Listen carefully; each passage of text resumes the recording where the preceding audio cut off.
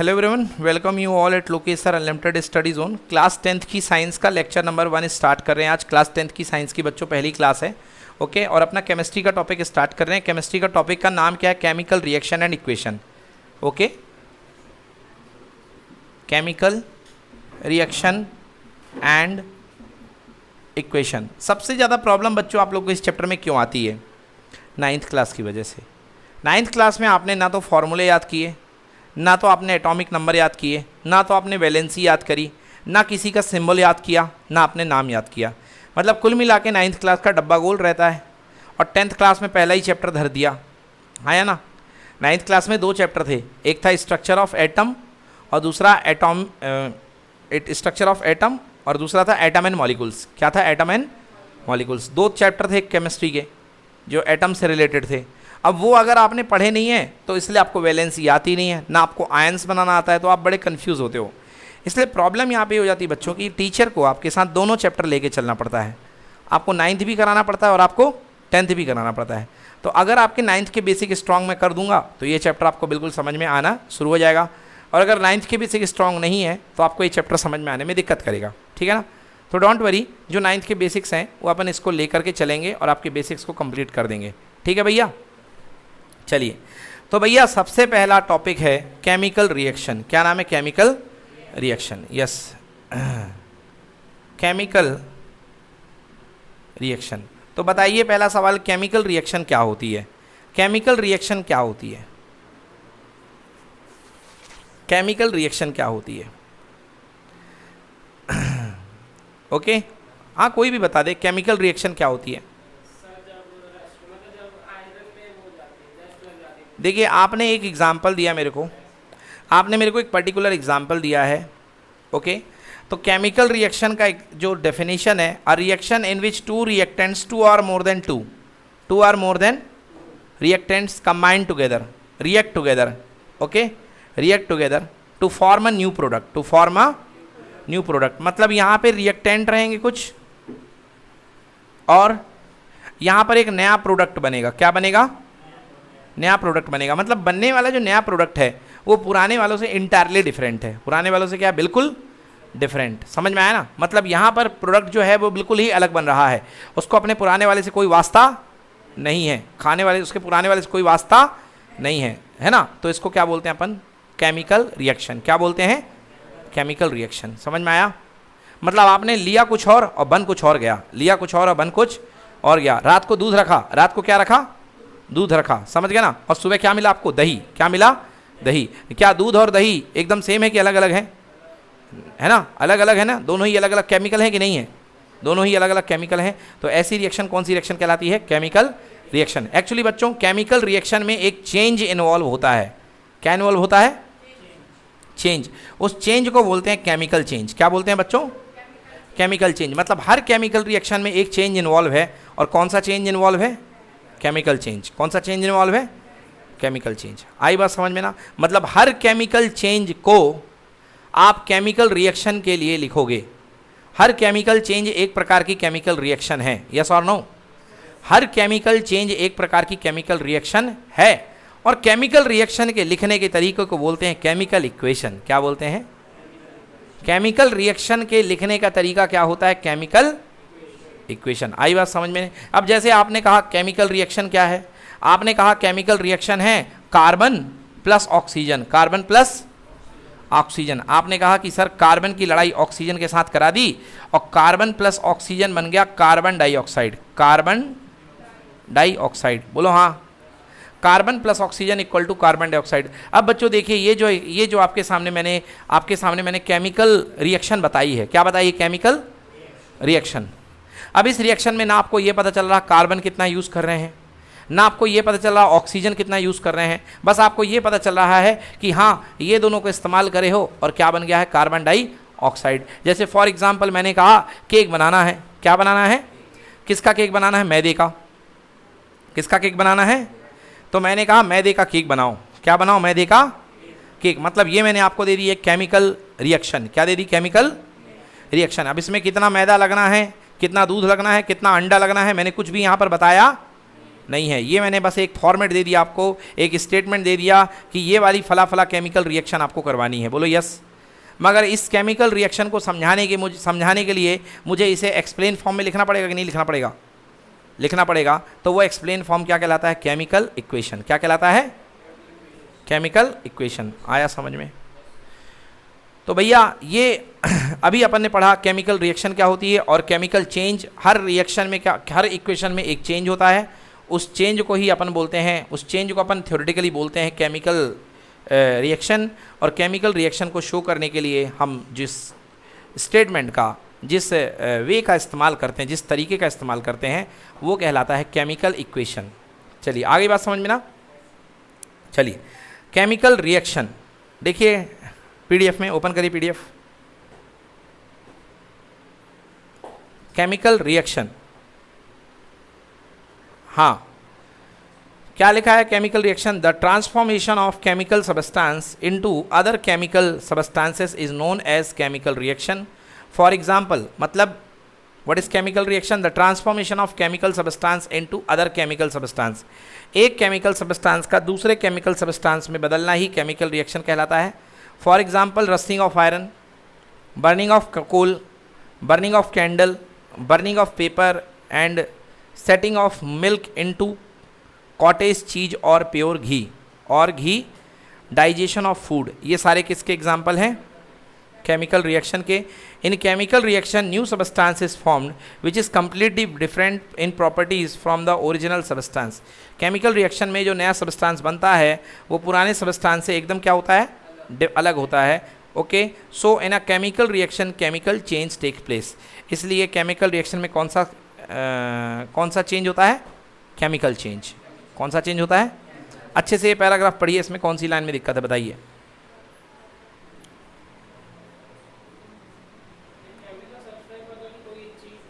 हाँ, कोई भी चीज़, कोई भी केमिकल, कोई भी केमिकल, हाँ जैसे मिल्क हो गया, हाँ जी, कुछ भी जरूरी नहीं वाटर फॉर्म में, हो सकता है सॉलिड में हो सकता है सॉलिड में, हो सकता है गैस में हो, है ना। केमिकल सब्सटेंस मतलब कुछ भी, सॉलिड हो, लिक्विड हो, गैस हो, चलेगा।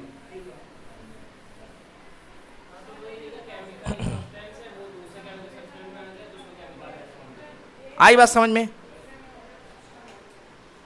ओके, तो सबसे पहले हमने क्या पढ़ा बच्चों? Chemical change. क्या पढ़ा? Chemical change.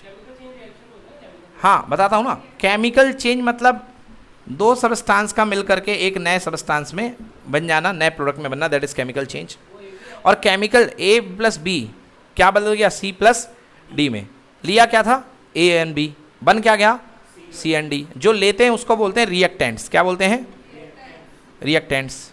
और जो बनता है उसे क्या बोलते हैं? प्रोडक्ट। क्या बोलते हैं? Product. Okay, so what is chemical reaction? The change of reactant into the product is called chemical reaction. मतलब किसी रिएक्टेंट का प्रोडक्ट में बदलना ही क्या है? केमिकल। आई बात समझ में? किसी रिएक्टेंट का प्रोडक्ट में ही बदलना होता है केमिकल रिएक्शन, ठीक है ना। अब केमिकल रिएक्शन को आप सिस्टमैटिकली लिखते हो, सिस्टमैटिकली उस लिखने के तरीके को ही बोलते हो केमिकल इक्वेशन। क्या बोलते हैं? Chemical equation. तो केमिकल इक्वेशन की डेफिनेशन, द वे मतलब तरीका, वे मतलब तरीका, the way to represent any chemical change, the way to represent any chemical change oblique reaction is called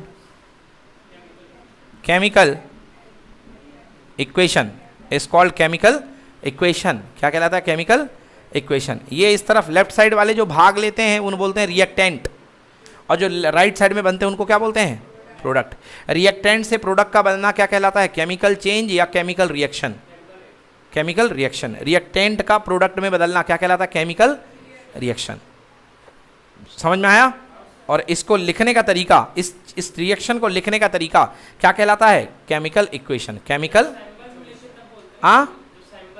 हाँ जब सैंपल में लिखते हैं, जब आपको मिलेगा ये कार्बन है, ये है, वो है, वो है, उसको बोलेंगे अपन केमिकल इक्वेशन। समझ में आई बात? तो अब बच्चों हम पढ़ने वाले हैं कि हमें कैसे पता चलेगा कि कहीं पर केमिकल रिएक्शन हुई है या कहीं पर केमिकल चेंज हुआ है। बच्चों याद रखना, जहाँ केमिकल चेंज है वहाँ पर केमिकल रिएक्शन है। अगर कहीं पर दोनों एक ही बात है, वेरी गुड।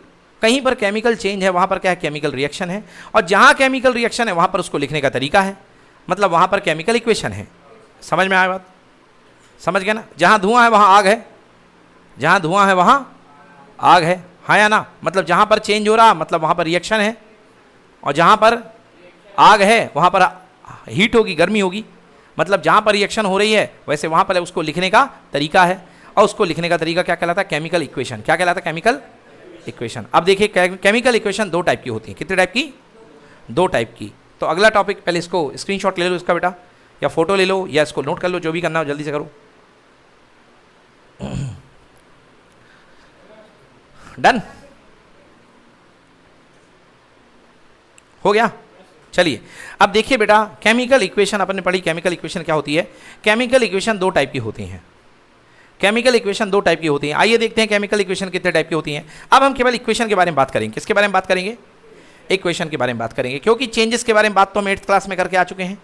केमिकल चेंज क्या होता है? जिसमें जो बिल्कुल नया सबस्टांस बन जाता है उसको हम क्या बोलते हैं, केमिकल चेंज। एग्जाम्पल, आपने पेपर को जला दिया। पेपर को क्या कर दिया? पेपर पहले अलग था, सफ़ेद कलर का था, बोलो हाँ। जलाने के बाद वो काला कलर का पाउडर बन गया, बोलो यस नो। तो जलाने के बाद जो नया सबस्टांस बना वो पुराने वाले से बिल्कुल सेम है कि अलग अलग है? अलग है। मतलब ऐसा चेंज जिसमें नया वाला सबस्टांस जो बनता है पुराने वाले से बिल्कुल चेंज रहेगा, ऐसे सबस्टांस को हम क्या बोलेंगे, केमिकल। ऐसे चेंज को बोलेंगे केमिकल चेंज। क्या बोलेंगे? Chemical change. आई बात समझ में ना? अब यहाँ पर एक रिएक्शन इन्वॉल्व हुई है। अब उस रिएक्शन को हम लिखने वाले हैं किस फॉर्म में? इक्वेशन फॉर्म में। किस फॉर्म में? इक्वेशन फॉर्म में। आइए मैंने कोई इक्वेशन लिखा, जैसे एग्जाम्पल C+O2 बराबर CO2। बोलिए हाँ या ना? C+O2 बराबर क्या? CO2। आइए ठीक है, दिया आपने। अब देखिए यहाँ पर एक कार्बन है। कितने कार्बन है? और यहाँ पर कितने ऑक्सीजन है? दो। ये आ गए लेफ्ट में। लेफ्ट में एक कार्बन है और दो क्या है? ऑक्सीजन। और राइट में कितने कार्बन है? एक। ऑक्सीजन कितने हैं?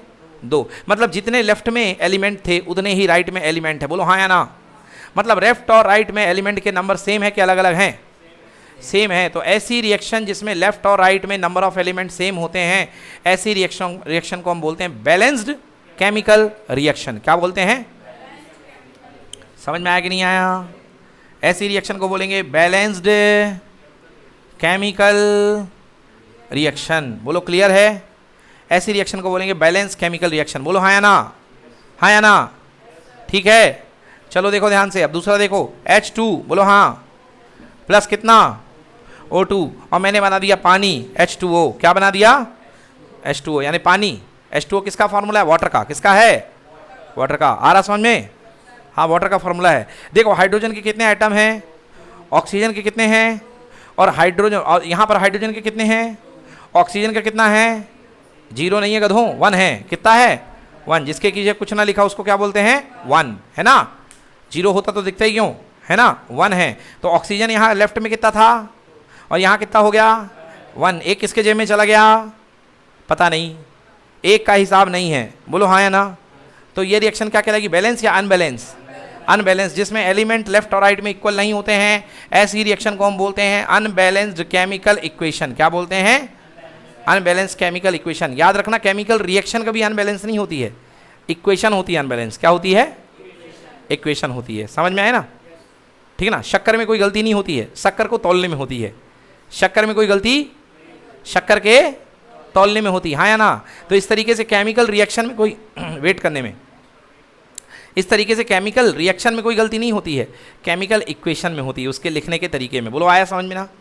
तो ये हो गया केमिकल इक्वेशन दो तरीके की, कौन से कौन? बैलेंस और, समझ में आ गया? तो हमारे सिलेबस में एक क्वेश्चन आएगा हमें जिसमें हमें अनबैलेंस रिएक्शन दी रहेगी। क्या दी रहेगी? और उसको हमें किस में बदलना पड़ेगा?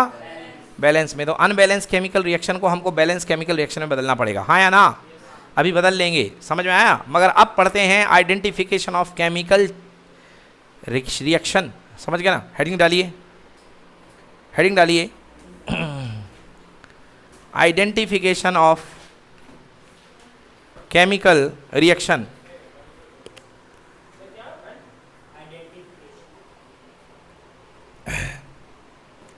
Identification of chemical reaction.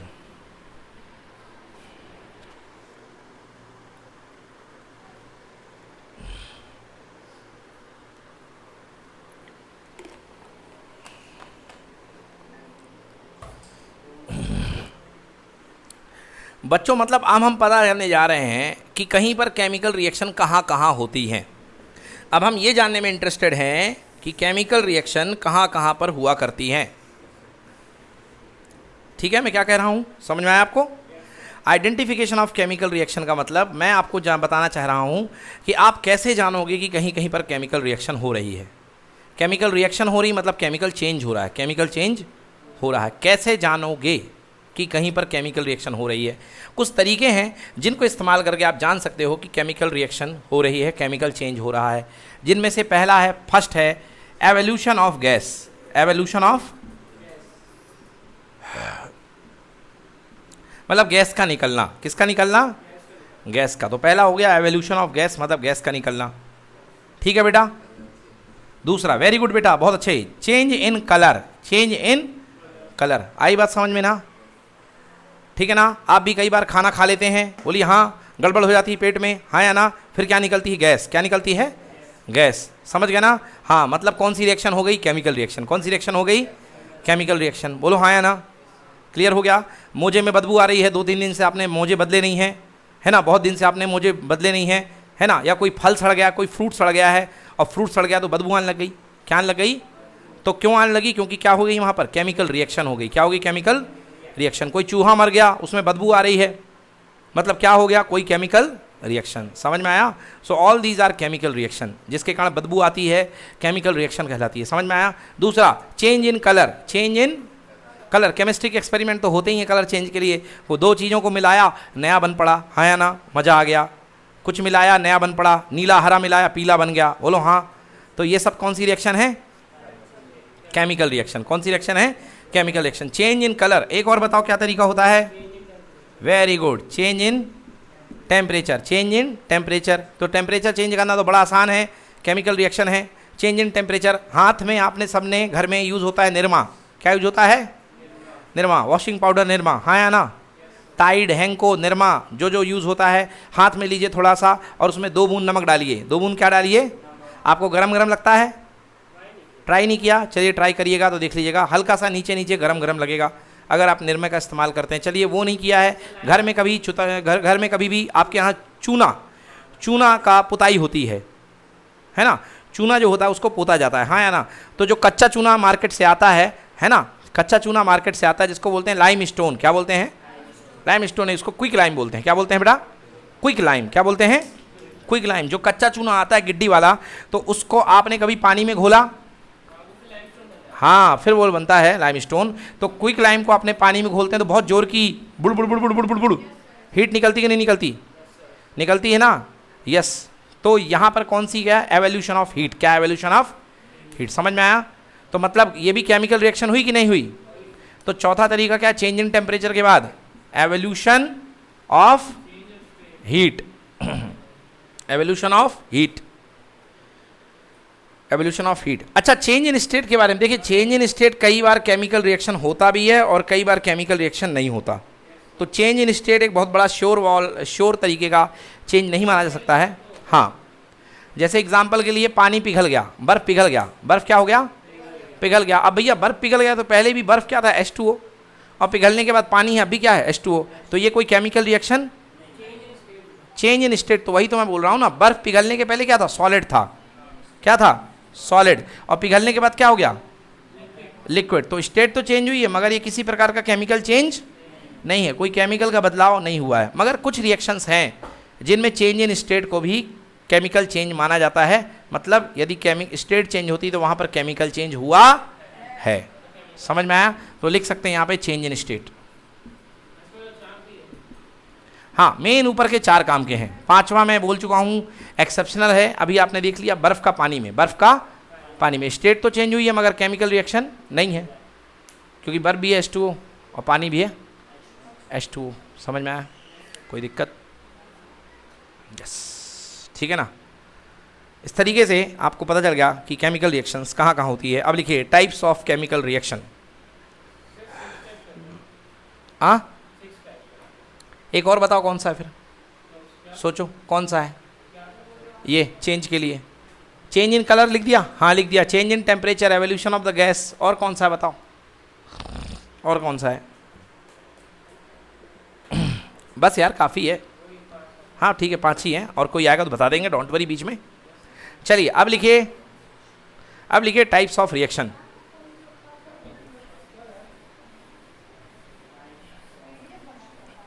लिखिए टाइप्स ऑफ केमिकल रिएक्शन। बातें नहीं करो प्लीज़, बातें नहीं करो, बात करते हो डिस्टर्ब होते हैं। लिखिए types of chemical reaction.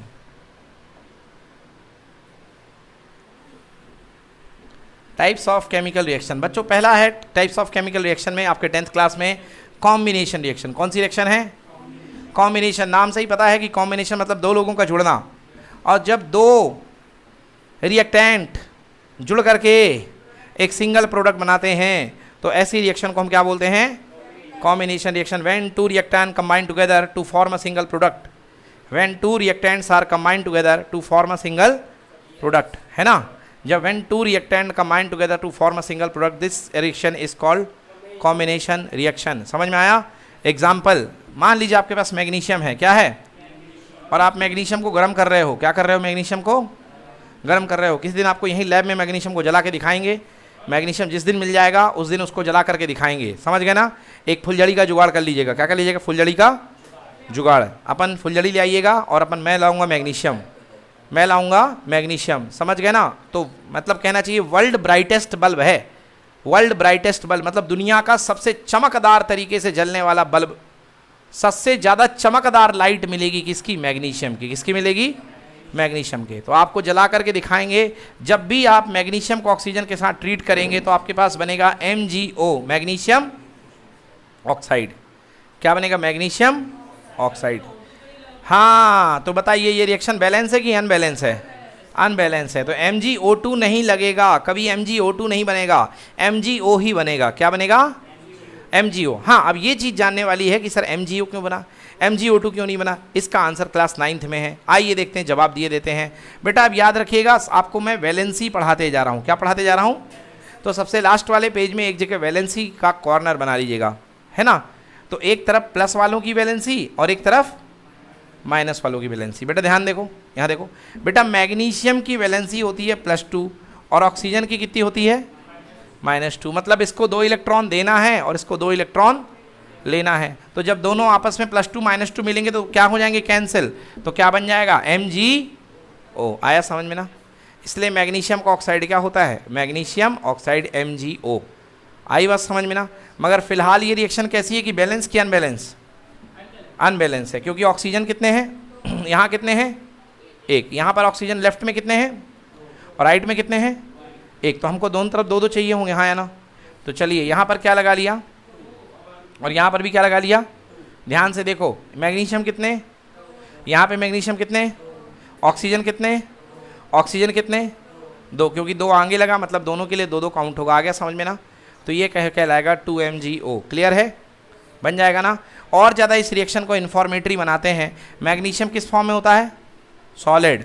Oxygen किस फॉर्म में होती है? गैस। और मैग्नीशियम ऑक्साइड किस फॉर्म में होता है? सॉलिड। नोट करिए।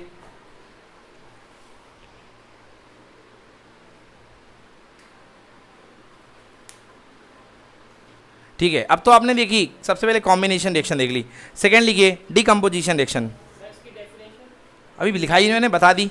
When two reactant are combined together, लिखो डेफिनेशन। व्हेन टू रिएक्टेंट्स, आपको नोट्स में सारी डेफिनेशन लिखी बच्चों, चिंता मत करिएगा।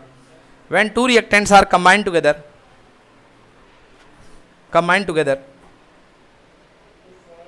To form a single product,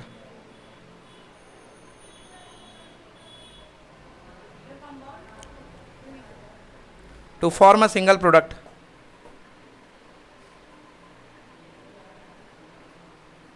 to form a single product,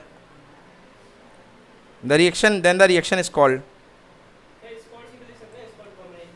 हाँ, then the reaction is called combination reaction.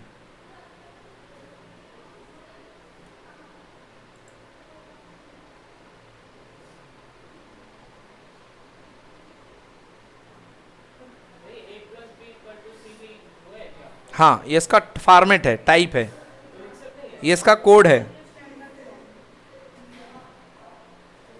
ठीक है, दूसरा लिखिए decomposition reaction type.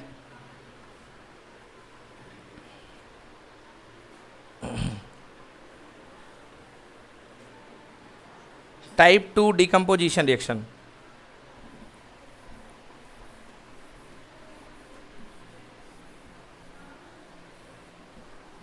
Type 2 decomposition reaction. तो डिकम्पोजिशन रिएक्शन का मतलब क्या होता है? डिकम्पोज होना, टूटना, ब्रेक होना, डिकम्पोज होना। आई बात समझ में ना? अभी आपने देखा था एक दो मिलकर के एक बना रहे थे, दो मिलकर के, अब एक टूट करके दो में बटेगा।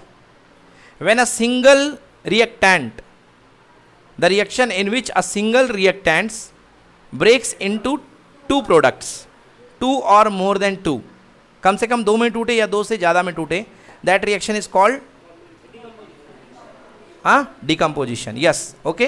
तो देखिए इस रिएक्शन का टाइप क्या होगा। यहां पर एक सिंगल प्रोडक्ट रहेगा, वो टूट करके बी और सी में टूट जाएगा। समझ में आया? क्लियर हुआ कि नहीं हुआ? एक सिंगल रिएक्टेंट रहेगा और वो टूट करके दो या दो से ज्यादा, आपको सर दो में ही टूटेगा, तीन में भी टूट सकता है, तीन में भी टूट सकता है। समझ में आया? अब बताएंगे वो चीज।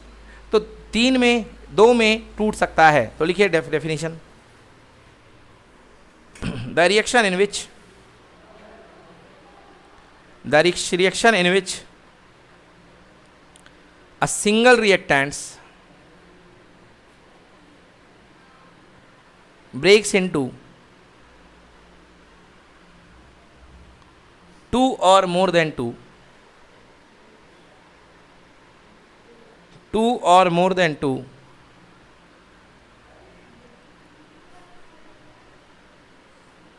products,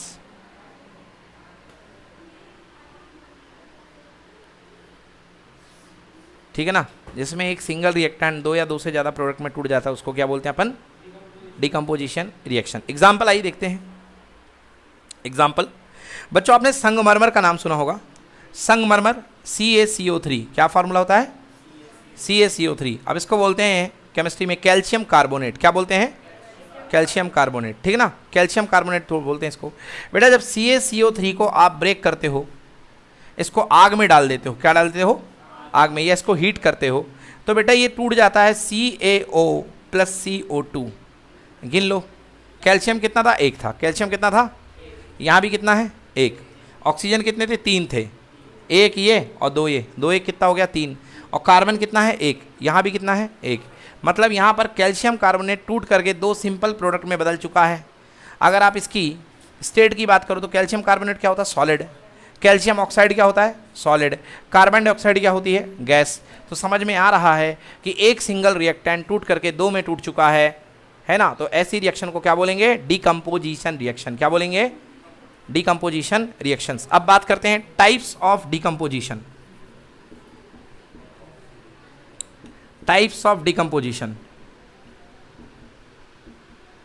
बेटा किसी चीज को तोड़ना है, किसी चीज को क्या करना है? यहाँ रिएक्टेंट को तोड़ना है। तो यहाँ पर रिएक्टेंट को तोड़ने के लिए आपको ऊर्जा देनी पड़ेगी। बोलो हाँ है ना? जैसे पत्थर को तोड़ने के लिए हथौड़ा चलाना पड़ता है कि नहीं चलाना पड़ता? चलाना पड़ता है ना, हाँ है ना? तो ऐसे ही यहाँ पर CaC को तोड़ने के लिए, कैल्शियम कार्बोनेट को तोड़ने के लिए केमिकली आपको एनर्जी देनी पड़ेगी कि नहीं देनी पड़ेगी? अब एनर्जी आपने यहाँ पर दी है तो किस टाइप की एनर्जी देते हो? अगर आप गर्म करके आग लगा के देते हो तो इस तरह का डिकम्पोजिशन जो आग लगा करके देने में, तोड़ने में हो, जो हीट दे के तोड़ने में हो, ऐसे डिकम्पोजिशन को बोलते हैं थर्मल डिकम्पोजिशन। क्या बोलते हैं?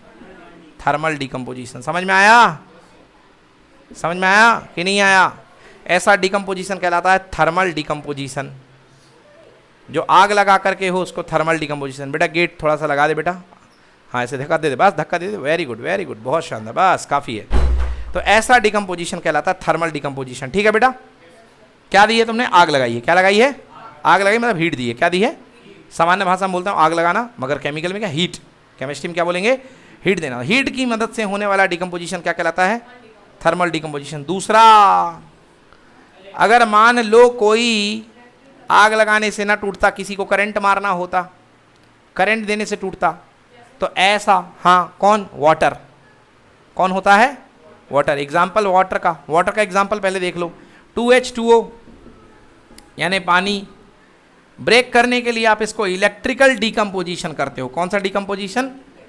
Electrical decomposition. और ये बदल जाता है 2H2 + O2। गिन लो, गिनना हो तो। हाइड्रोजन 2 जा, ऑक्सीजन कितने हैं? 2। अरे 2 है भैया, टू आगे लगाए तो 2 बन जाए, 2 नहीं हो गए, हाँ या ना? हाँ, यहाँ हाइड्रोजन कितने? 4, और यहाँ ऑक्सीजन कितने? बराबर है हिसाब की नहीं है? तो यहाँ पर डिकम्पोजिशन देने के लिए आपको क्या देनी पड़ेगी? इलेक्ट्रिसिटी। क्या देनी पड़ेगी? इलेक्ट्रिसिटी। तो ऐसा डिकम्पोजिशन जो with the help of electric current हो, ऐसे डिकम्पोजिशन को हम क्या बोलते हैं? Electrolytic decomposition. क्या बोलते हैं? इलेक्ट्रोलिटिक डिकम्पोजिशन या इलेक्ट्रिक डिकम्पोजिशन। इलेक्ट्रिक सही है, लिखो इलेक्ट्रिक डिकम्पोजिशन।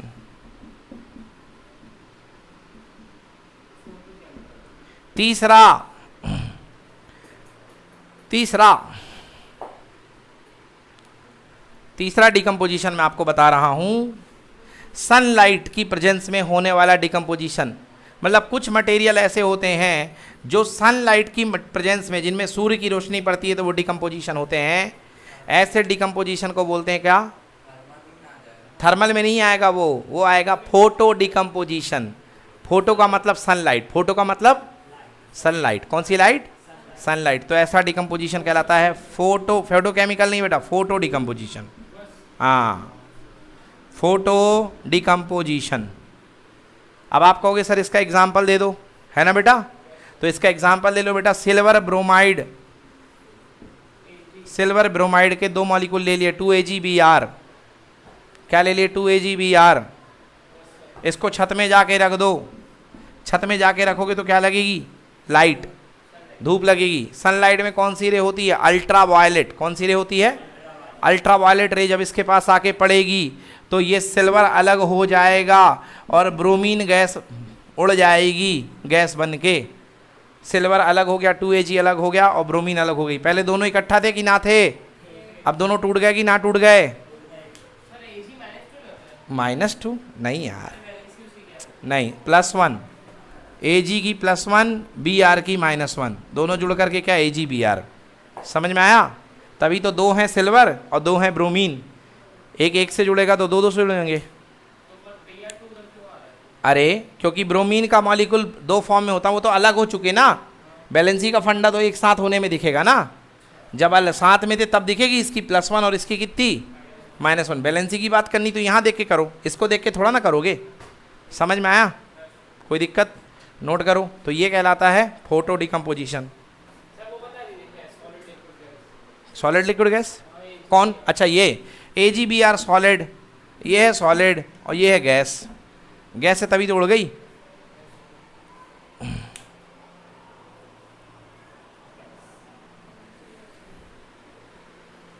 ठीक है बेटा, ठीक है, बिल्कुल। अगली रिएक्शन जो मैं बताना भूल गया था, जो आप कह रहे थे सर और होते हैं तरीके। हाँ, एक तरीका और था केमिकल रिएक्शन को पहचानने का, फॉर्मेशन ऑफ प्रेसिपिटेट। क्या नाम था? Formation of precipitate. तो वहाँ पर अपन ने लिखा था चेंज इन कलर, है ना, चेंज इन टेम्परेचर, है ना, चेंज इन स्टेट। तो उसमें एक चीज़ और आएगा लास्ट में, लिख लो फॉर्मेशन ऑफ प्रेसिपिटेट। बताता हूँ,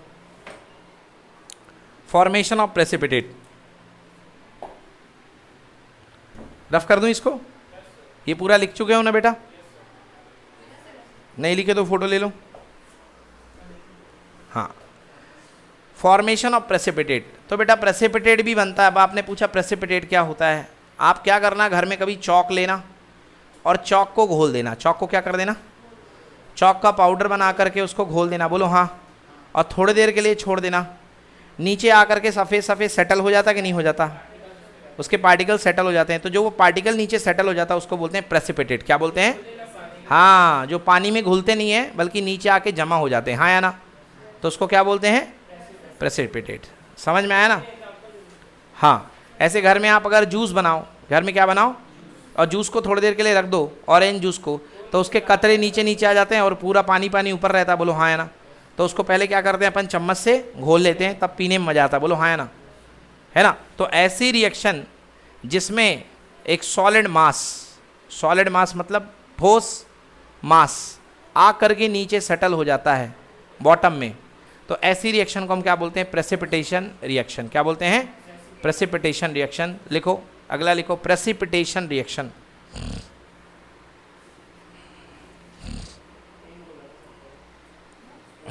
अगला लिखो precipitation reaction. The reaction in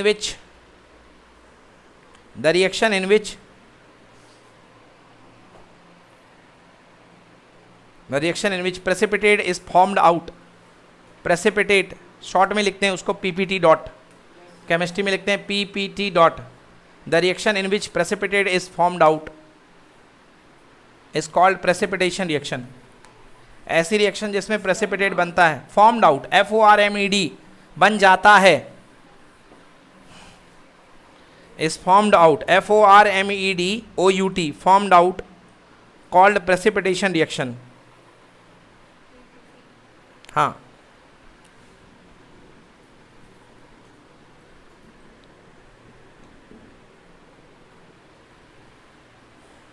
हाँ देखिए बेटा, ये आपके पास में है लेड नाइट्रेट। क्या नाम है बेटा इसका?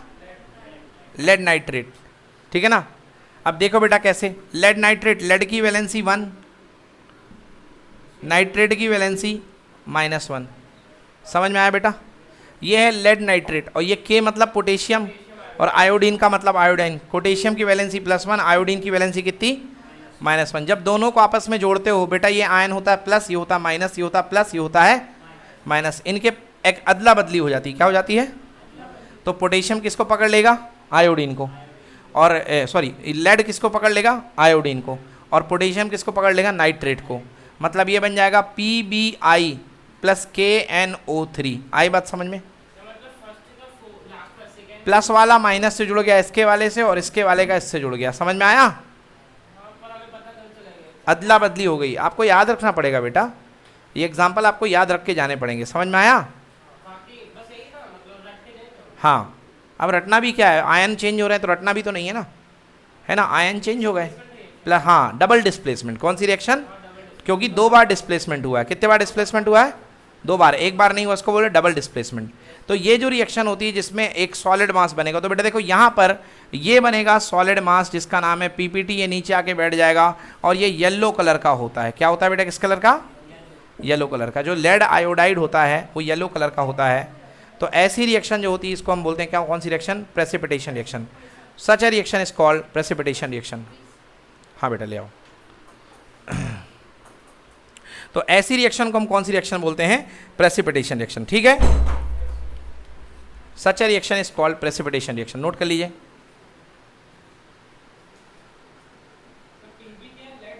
हाँ, PB लेड है, तो ये लेड आयोडाइड बन गया। ऐसी रिएक्शन को बोलते हैं हम प्रेसिपिटेशन रिएक्शन, ठीक है बेटा। अब याद रखिएगा, इस रिएक्शन में ये भी पानी में घुला हुआ होता है। पानी में घुला हुआ सोल्यूशन मतलब एक्वस। पानी में घुला हुआ मतलब एक्वस। ये भी पानी में घुला हुआ था, मतलब ये भी क्या? एक्वस। समझ में आया? कोई दिक्कत? चलो नोट कर लो। हाँ, ये प्रेसिपिटेशन का एग्जाम्पल है। डन बच्चों? चलिए अब एक काम करिए, अब PPT ओपन करिए। चलिए ध्यान दीजिए। तो देखिए मेन टाइप ऑफ रिएक्शन यहाँ पर कुछ कुछ तो हो गई हैं, अभी कुछ और बची हुई हैं। अब देखिए 2 टाइप ऑफ और रिएक्शन पढ़ते हैं। लिखिए लिखिए exothermic, exothermic, exothermic reaction. Exothermic तो ऐसी कोई भी रिएक्शन जिसमें रिएक्शन के रिजल्ट में बहुत सारी हीट निकले। बाकी के प्रोडक्ट बनेंगे मगर साथ में क्या निकलेगी? बहुत सारी हीट। जैसे एग्जांपल के लिए पेट्रोल को कभी आपने देखा हो आग में डाल करके, या मिट्टी के तेल को, घास लेट को, या केरोसिन को आग में डाल करके देखा हो, तो धुआं तो बनता है, साथ में क्या निकलती? बहुत सारी हीट। या कार्बन को जब आप जलाते हैं तो कार्बन प्लस ऑक्सीजन, ये तो जलता है, जलता तो है। कौन सी गैस देता? CO2। मगर बहुत अमाउंट में क्या निकलती है? हीट निकलती है। तो the reaction in which heat produced, heat produced, heat क्या होती है? प्रोड्यूस होती है। हाँ, कोयला, चूना, नहीं नहीं, चूना का जलना एक अलग चीज़ है भाई। हाँ, वो एक अलग चीज़ है। चूने के जलने में आपको हीट देनी पड़ेगी। हाँ, अरे वो अलग रिएक्शन है भाई। हाँ, वो भी एक्सोथर्मिक है, बिल्कुल सही है ना। तो चूने का जलना क्यों बोल रहे हो भाई? चूने का घोलना बोलो ना उसको, चूने को घोलना बोलो ना, जलना थोड़ी ना बोलेंगे। हाँ, तो ऐसी रिएक्शन जिसमें हीट निकलती है उसको क्या बोलते हैं? एक्सोथर्मिक। क्या बोलते हैं? तो लिख लीजिए एक्सोथर्मिक। कैसे लिखो definition? The reaction in which heat is released, the reaction in which heat is released called exothermic reaction. The reaction in which heat is released is called exothermic reaction.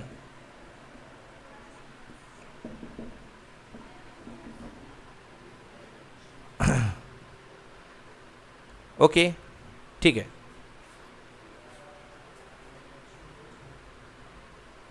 Second is endothermic. Second is endothermic. अच्छा वो वाली reaction का example लिखना हो तो लिख लो भाई, पानी वाला. हाँ, कैल्शियम ऑक्साइड चूना, चूने को लाके किस में घोला? पानी में. किस में घोला? चूना प्लस पानी. क्या बनेगा? कैल्शियम हाइड्रोक्साइड, गीला चूना. क्या बनता है? गीला चूना. समझ गए बेटा? ये जो चूना होता है सूखा वाला CO, इसको बोलते हैं क्विक लाइम. क्या बोलते हैं? Quick lime. और ये जो गीला चूना होता है इसको बोलते हैं स्लैग्ड लाइम. क्या बोलते हैं बच्चों? स्लैग्ड लाइम, गीला चूना. और साथ में भयंकर क्या निकलती है? तो ये कौन सी रिएक्शन हुई? एक्सोथर्मिक या एंडोथर्मिक? एक्सोथर्मिक. कौन सी रिएक्शन? एक्सोथर्मिक. नोट कर लीजिए, बिल्कुल सही. जिसमें हीट निकले वो एक्सोथर्मिक, जो हीट दे वो क्या? एक्सोथर्मिक. और जो हीट ले वो क्या? एंडोथर्मिक. चलिए एक्सोथर्मिक लिख लीजिए, इसके बाद लिखते हैं एंडोथर्मिक.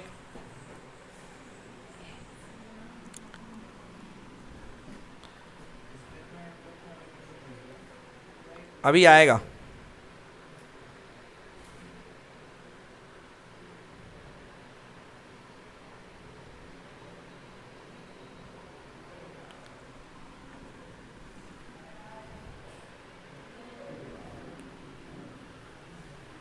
ठीक है, लिख लिया. चलिए अब लिखिए endothermic chemical reaction. Next is endothermic. चलिए अब लिखिए एंडोथर्मिक.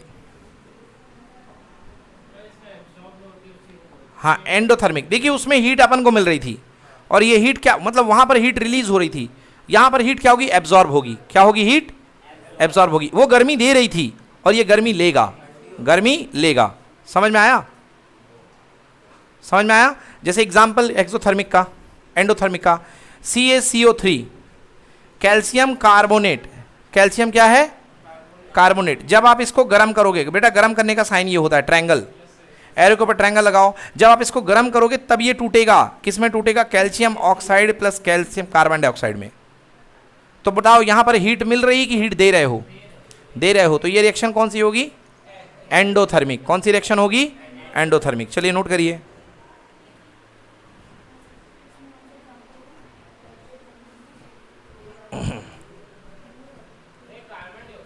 हाँ CO2. बेटा पहला वाला एक्सोथर्मिक था. मेरे से पूछना बेटा, पहला वाला एक्सोथर्मिक था. The reaction in which heat is released is called exothermic. समझ गए ना? क्या कर रहे हो? And the reaction in which heat is absorbed is called endothermic.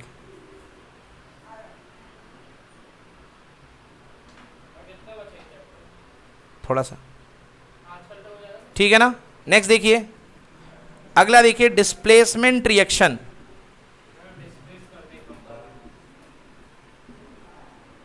Displacement reaction इसको बोलते हैं सिंगल डिस्प्लेसमेंट भी बोलते हैं. क्या बोलते हैं? क्योंकि डिस्प्लेसमेंट एक बार होता है. कितने बार होता है? एक बार, है ना? तो इसको बोलते हैं डिस्प्लेसमेंट रिएक्शन. पहले इसको समझ लो कि ये कैसी होती है. मान लो आपके पास है Fe आयरन. हाँ है ना? आयरन क्या है? सॉलिड है. आयरन क्या है? सॉलिड है. और आप इसको कॉपर सल्फेट के सॉल्यूशन में मिलाए. कॉपर सल्फेट का सॉल्यूशन. सॉल्यूशन मतलब एक्वस. सॉल्यूशन मतलब एक्वस. अब आयरन जो होता है वो कॉपर से ज़्यादा पहलवान होता है, मजबूत होता है, रिएक्टिव होता है. क्या होता है? रिएक्टिव. तो आयरन जो होगा कॉपर को भगा देगा. क्या कर देगा? कॉपर को भगा देगा और अपना खुद का राज्य बना लेगा सल्फेट के साथ. FeSO4. बोलो हाँ है ना? और कॉपर क्या हो गया? अलग हो गया. कॉपर क्या हो गया? अलग हो गया. आई बात समझ में ना? CuSO4 क्या था बेटा? एक्वस. और FeSO4 अब क्या बन जाएगा? एक्वस. और कॉपर क्या बन गया? सॉलिड. बोलो हाँ है ना? तो ध्यान से देखिए यहाँ पर डिस्प्लेसमेंट एक बार हुआ कि दो बार? एक बार. क्योंकि एक ही बार में इसने इसको क्या कर दिया? किक मार दी. बोलो हाँ है ना? तो ऐसी रिएक्शन में जिसमें वन टाइम डिस्प्लेसमेंट होता है, समझ गया ना, है ना, जिसमें एक more reactive element less reactive element को क्या कर देता है, डिस्प्लेस कर देता है, उसको अपन क्या बोलते हैं, डिस्प्लेसमेंट रिएक्शन। लिखे the reaction in which the reaction नहीं, जो पानी में मिला हो, पानी में घोल करके जो बनाया गया हो उसको एक्वस बोलते हैं। देखिए the reaction in which a highly reactive element displaces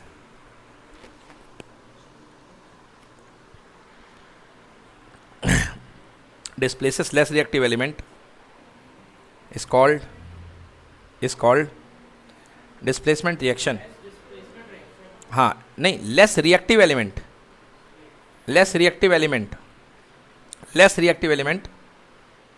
the reaction in which a highly reactive element displaces less reactive element from its aqueous solution। Don't worry बेटा, लिखने की चिंता मत करो, ये वीडियो आपको घर में पहुंच जाएगा, आप घर पहुंचेंगे उसके पहले ये वीडियो आपको पहुंच जाएगा, तो आप लोग वहां देख करके भी इसको दोबारा लिख सकते हैं। The reaction in which a highly reactive element displaces the less reactive element from its solution aqueous solution is called displacement reaction।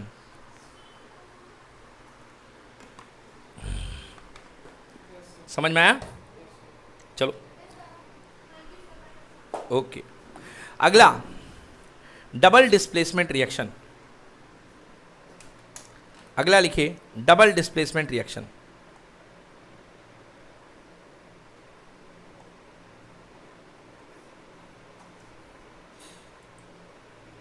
अगला है डबल डिस्प्लेसमेंट रिएक्शन। तो डबल डिस्प्लेसमेंट रिएक्शन का एग्जांपल मैंने अभी आपको थोड़ी देर पहले दिया था, एक और है ना, वो एग्जांपल भी अपन लिख सकते हैं। हाँ, पोटेशियम आयोडाइड वाला, बिल्कुल सही। तो लेड नाइट्रेट और पोटेशियम आयोडाइड वाले एग्जांपल ही लिख लेते हैं अपन, बिल्कुल सही है, वही लिख लो। चलो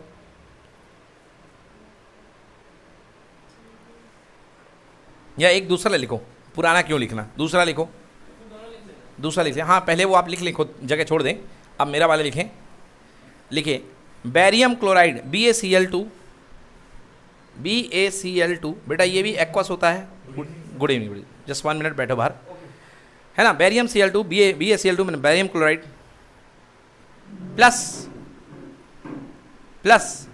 Na2SO4 सोडियम सल्फेट Na2SO4, ये भी एक्वस है और ये भी क्या है, एक्वस। अब ध्यान से देखो बेटा, बैरियम का आयन होता है पॉजिटिव, क्लोरीन का नेगेटिव, सोडियम का पॉजिटिव, सल्फेट का नेगेटिव। आई बात समझ में ना बेटा? ये तो आपको पुरानी पढ़ाई करके आना पड़ेगा, वैलेंसी वाला फंडा। अब डोंट वरी, अब तो लिखते जाओ। अब आप कहोगे बैरियम की वैलेंसी +2, क्लोरीन की -1, सोडियम की वैलेंसी +1, सल्फेट की -2। बस यही तरीका, इनको लिख सकते हो। अब आपको याद ही करना पड़ेगा और कोई तरीका नहीं है। समझ में आया बेटा कि नहीं आया? लिखते जाओ बस, अब जितनी आ रही है लिखते जाओ, ठीक है ना। पूरी 9th क्लास तो दोबारा पढ़ा नहीं सकते हैं, अगर जो आ रहा है लिखते जाओ। तो बेटा समझो यहाँ पे barium plus chlorine minus, sodium plus sulphate minus, बोलो हाँ या ना। रिएक्शन हुई, क्या होंगे, अदला बदली, क्या हो जाएगा, अदला बदली। बैरियम किसके साथ जाएगा, सल्फेट के साथ, तो BaSO4, हाँ। और सोडियम किसके साथ आएगा, क्लोरीन के साथ, तो क्या बन गया, NaCl। सोडियम कितने हैं, 2, क्लोरीन कितने हैं, 2, तो यहां पर क्या लगेगा, 2, तो आंसर क्या आ गया, 2NaCl। बोलो ठीक है। तो ये रिएक्शन क्या कहला गई, डबल डिस्प्लेसमेंट रिएक्शन। डन, ये हो गई डबल डिस्प्लेसमेंट रिएक्शन।